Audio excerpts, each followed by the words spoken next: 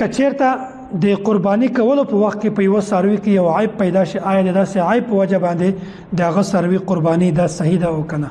په دې کې تفصیل ده، عموما ډېر زیات خلک د دې مسلې سره مخامخ دي، ډېره اهمه مسله ده. کچیرته یو ساروی صحیح سلامت وي، په دې کې څه عیب نه وي، او بیا د قرباني په وخت کې د اختر په ورځ باندې تا د دغه ساروي قرباني کوله او د قرباني په وخت کې دغه ساروي کې یو عیب پیدا شو، مثلا د هغه پښه ماته شوه، یا د هغه غوږونه پرې شول، یا هغه ساروی روند شو، یا په دغه کې داسې بله مسله پیدا شوله چې هغه په وجه باندې عیب شمارل کیږي.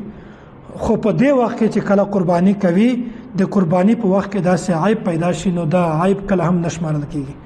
داسې ساروي قرباني بالکل صحیح ده. بعض ډېر خلک داسې چې هغه دا وایي چې مونږ قرباني خراب شو. ولې خراب شوه؟